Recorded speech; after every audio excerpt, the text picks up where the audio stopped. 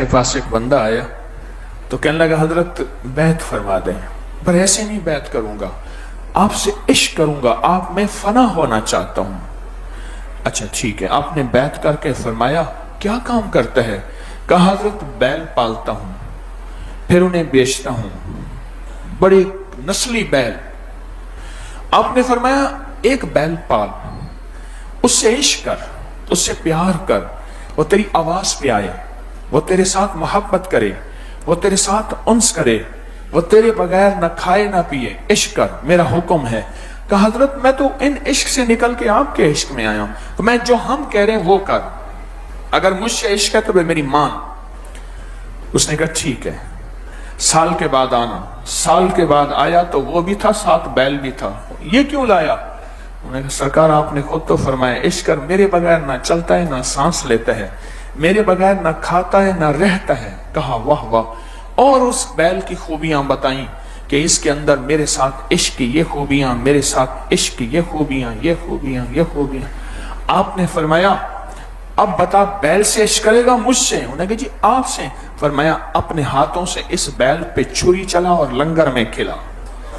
एकदम चीखा सरकार आपका हुक्म सर आंखों पे, भाई इस बंदे को यहीं पकड़, आपका हुक्म सर आंखों पे, पर ये छुरी मुझसे ना चलवाए, मेरा बस नहीं है। पर मैं इसलिए तो इश्क करवाया था। हर मजाजी इश्क पे छुरी चलाऊंगा और हकीकी इश्क दिलवाऊंगा। हाँ, हर वो इश्क जो अल्लाह के गैर का इश्क है उस पे छुरी चलाऊंगा। मुझसे इश्क करना है जी, इसको छुरी चला, ज़बह कर, तकबीरात पढ़ और लंगर में खिला दे। हुक्म था। कांपते कांपते छुरी चलाई, उसके बाद गिर पड़ा। 1 महीने तक सेहतयाब नहीं हुआ, बीमार हो गया। दवा दारू करते करते महीने के बाद निढाल कमजोर पकड़ के लाए। हजरत आपका खादिम है। आप पूछा किससे इश्क चाहता है? सरकार आपसे इश्क चाहता हूं। फरमाया हाँ, अब जैसे इस बैल से इश्क किया था अब मुझसे कर। उसने कहा हजरत बैल से क्यों करवाया, पहले ही अपने आप से करा दें। कहा तुझे इश्क करने का तरीका सिखाया था, इश्क करने का तरीका सिखाया था कि जानवर से तो इतना इश्क है, किसी अल्लाह के दोस्त से कितना इश्क करना चाहिए। कहा बैल मारता भी था? कहा मारता था। कहा बाज़ औक़ात ऐसी जगह पेशाब करता था जहां तू नहीं चाहता था, पाक जगह हां करता था, गोबर करता था, क्या क्या करता था। कहा उसकी सारी चीजें बर्दाश्त करता था। कहा किस लिए? कहा उसका इश्क था। कहा यहां इश्क सीख, इसी तरह जिस तरह तूने बैल से इश्क किया, बर्दाश्त करके इश्क सीख चल। ये इश्क फकीर सिखाते हैं। मुझे कुछ खबर नहीं थी तेरा दर्द क्या है या रब, तेरे आशिकों से सीखा तेरे संग दर पे मरना। मुझे आ गया है जीना, मुझे आ गया है मरना।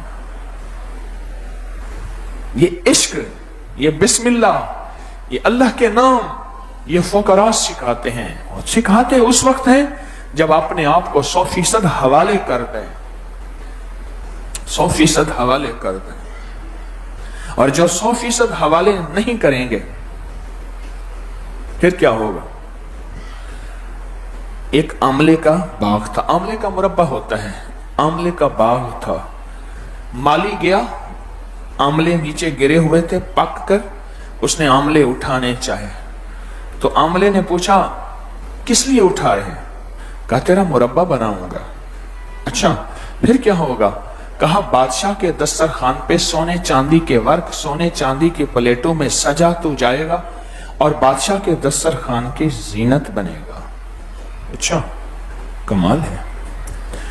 उसने कहा मुझे उठाओ, पर उठाने से पहले दस्तरखान तक पहुंचाने के लिए करोगे क्या? उसने कहा तुझे, तेरे अंदर है खटास, तुझे खूब उबालूंगा, फिर तुझे सुइयों से चोपूंगा, तेरे अंदर की खटास निकलेगी, फिर चीनी के शीरे में डालूंगा, तेरे अंदर मिठास भरूंगा, फिर दस्तरखान पे। कहा ये इतने मरहले मुशक्कत के मैं नहीं बर्दाश्त करता, कोई शॉर्टकट निकाल। उन्होंने कहा शॉर्टकट नहीं है, इश्क में शॉर्टकट नहीं। انہوں نے کہا میں برداشت نہیں کرتا. اس نے بار بار کہا کوئی نہیں, تھوڑی سی مشقت ہے لیکن اس کے بعد تجھے اعزاز بہت ملے گا. انہوں نے کہا نہیں. اچھا چلو تیری مرضی. اگلے آملے کے درخت کے پاس پہنچا, آملے کا اٹھانے لگا تو پوچھا کون, کیوں؟ اس نے ساری کہانی سنائی, اس طرح تیرے پر مشقت تھوڑی سی اور اسی طرح ہوگا. اس نے کہا اگر مجھے بادشاہ کے دسترخوان پہ سونے چاندی کے ورقوں, سونے چاندی کے پلیٹوں, جاگ رہے یا نہیں جاگ رہے, سونے چاندی کی پلیٹوں کے ساتھ اگر میرا ہے تو پھر یہ تھوڑی سی مشقت کوئی بات نہیں. اس کے بعد اس نے مربع بنایا, آملہ بنایا, بادشاہ کے دسترخوان پہ پہنچا. کچھ عرصے کے بعد کہا کہ وہ آملہ خشک ہو گیا ہوگا جس نے مجھ سے دوستی نہیں کی تھی, اس کو اس نے جمع کیا. جمع کرنے کے بعد بوریوں میں بھرا, بوری کے بعد پنساری کو دیا. پنساری نے آملہ, ہریڑ, بہڑا ملا کے دوا بنائی اور وہ قبض کشا دوا بن گئی. دوا تو بنی اور قبض کشا دوا بنی. اور وہاں کیا تھا, وہاں سونے چاندی کے دسترخوان, سونے چاندی کے ورقوں سے سجنا تھا. اپنے آپ کو کسی فقیر کے حوالے کر دو, پھر تھوڑی سی اگر ناگواریاں آئیں تو وہ نگاریوں کو سمجھو کہ اس میں خیر ہے, اس میں برکت ہے. اور ساری عمر ابو جہل کے تانے ملیں گے. ابو جہل کے, میں یرموک کے میدان پہ کھڑا تھا. یہ یرموک اردن میں ہے. سامنے ایک چھوٹی سی تار تھی, اس نے کہا یہ اسرائیل ہے. سامنے, بالکل آمنے سامنے. اور مجھے ایک منظر میں ڈوب گیا. وہیں کھڑے کھڑے غزوہ یرموک, خالد بن ولید جن کو میرے حبیب کملی والے نے سیف اللہ کا لقب دیا کہ یہ اللہ کی تلواروں میں سے ایک تلوار ہے. ایک گھوڑ سوار آیا, دھول اڑتی ہوئی, تیز رفتار, کئی راتوں کا سفر کرتے, اور اس نے نامہ بر ایک خط دیا. خط کھولا تو خط میں لکھا ہوا تھا خالد بن ولید سپہ سالار نہیں آج کے بعد, وہ معزول ہے. آج کے بعد ابو عبیدہ بن جراح, ان کا مزار بھی وہیں گئے ہم, ابو عبیدہ بن جراح آج کے بعد آرمی چیف سپہ سالار ہیں. بس ایک دم نقشہ بدل گیا. کئی لوگوں نے کہا خالد یہ تجھے خدمت کا صلہ ملا, یہ تیری محبت کا صلہ ملا, یہ تیرے عشق کا صلہ ملا, جو آج کے بول بھی ہیں اور قیامت تک یہی رہیں گے. لکھ لینا میری بات کو, آج نہیں قیامت تک یہی بول رہیں گے. جس کو بھی کسی خدمت سے ہٹا کے کسی دوسری خدمت میں ڈالا یا کہا کہ ابھی آپ آرام کریں, اس کو یہ بات سننے کو نہ ملے تو کہنا جھوٹ ہے. یہی تیری خدمت کا صلہ ملا, یہی تیری وفاؤں کا صلہ ملا. ایسی صلہ ہوتا ہے, یہاں کوئی وفا نہیں, یہاں کوئی خدمت نہیں, یہاں خود غرضیاں ہیں, یہاں دنیا داریاں ہیں, اور یہ ہیں. یہی سب کچھ خالد بن ولید کو سننے کو ملا. پر خالد بن ولید نے اپنا دھڑا نہیں بنایا. میرا ایک گمان ہے خالد بن ولید اپنا دھڑا بناتے تو اکثریت خالد بن ولید کے ساتھ ہوتی کہ ہم آپ کے ساتھ ہیں. پتہ انہوں نے کیا سوال, ساری باتیں سننے کے بعد صرف ایک جواب دیا. پہلے سپہ سالار تھا, اب سپاہی ہوں, اور سپاہی بن کے میں لڑتا رہوں گا. اور سپاہی بن کے لڑے, اور پھر میں ان کے ایک اور ملک میں گیا, ان کے مزار پہ خاموش مجھے پھر واقعہ یاد آیا. میں ایک اور ملک میں ان کے بیٹے کے مزار پہ گیا. ایک ملک میں ایک بیٹا ہے, ایک ملک میں دوسرا بیٹا ہے, ایک ملک میں باپ ہے. میں ایک ملک میں گیا, وہاں کھڑا, اور یہ مجھے نظر آیا, اور ایک پیغام ملا مجھے. خیال کرنا جب عشق کی راہوں پہ چلو گے, اور عشق کی راہوں میں تھوڑا سا امتحان آنا عشق کا حصہ ہے. کس کا حصہ ہے؟ حصہ ہے. تو پھر یہ باتیں تمہارے کانوں میں سننے کو ملیں گی, اور قیامت تک ملیں گی کہ تمہاری وفاؤں اور محبتوں کا تمہیں یہ صلہ ملا. سمجھ لینا کہ میں خالد بن ولید سے بڑھ کے نہیں ہوں, میں خالد بن ولید سے بڑا نہیں ہوں, میں خالد بن ولید کے سے عظیم نہیں ہوں. وہ عظیم نہیں تھے, عظیم تر تھے. وہ عظیم نہیں تھے، عظیم تر تھے، انہیں بھی یہ باتیں سننے کو ملی تھیں۔ اگر مجھے مل رہی ہیں تو معلوم ہوا کہ میرے پاس کچھ ہے تو مجھے مل رہی ہیں۔ یہ باتیں کبھی خالی کو نہیں ملتی، جو دل سے خالی، من سے خالی، جذبوں سے خالی، ایمان سے خالی، خدمت سے خالی ہو، یہ باتیں اس کو نہیں ملتی۔ جس کے پاس کچھ ہوتا ہے اس کو ملتی ہیں، بلکہ اس پہ شکر کرے اور کہے کہ سپاہی بن کے چلوں گا اور اللہ سے قیامت تک کی استقامت مانگوں گا کہ مولا بس چلائے رکھ تیری مہربانی ہے، چنگیاں یا مندیاں نبھانی سونے لگیاں نہیں موجاں تے لگائیں، یہ بس مولا چلائے رکھ، استقامت اللہ سے مانگے۔ آج کے بعد ہماری زبان پہ بسم اللہ کا ورد، ہر کام، ہر عمل، ہر چیز سے پہلے ہمیں ایک چیز کی ضرورت ہے، وہ ہے برکت۔ کیسے ملے گی؟ ہمیں ایک نظام کی ضرورت ہے، وہ ہے برکت کا نظام۔ کیسے ملے گا؟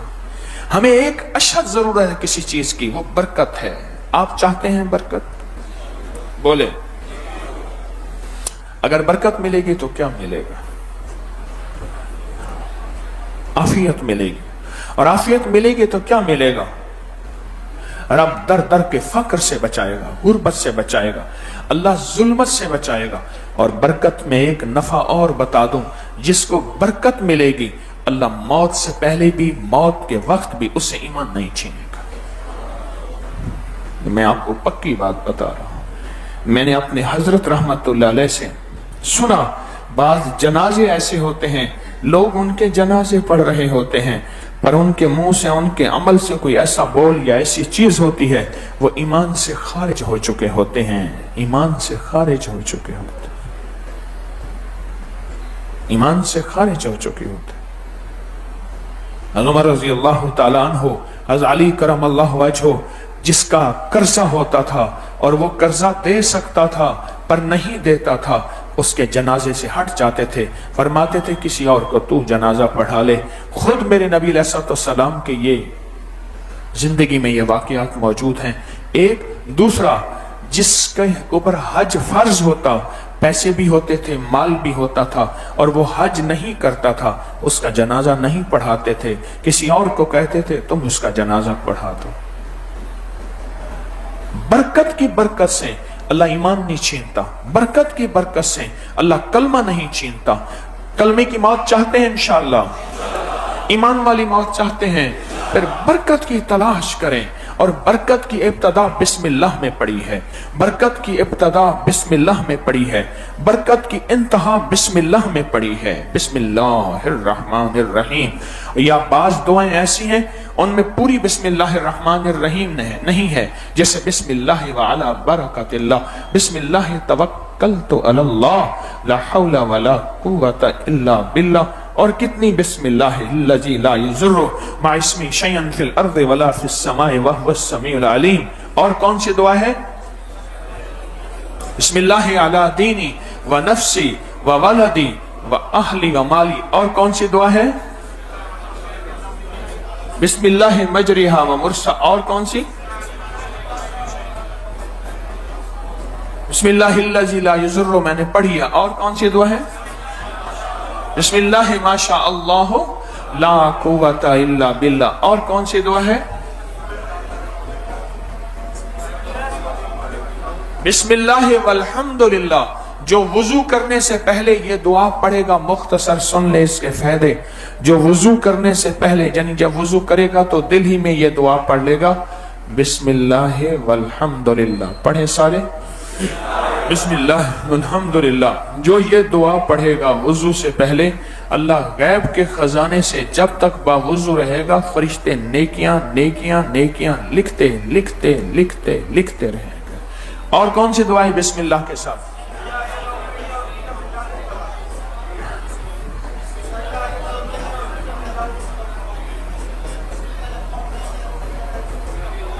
بسم اللہ اللہم انی اعوذ بک من الخبث والخبائث۔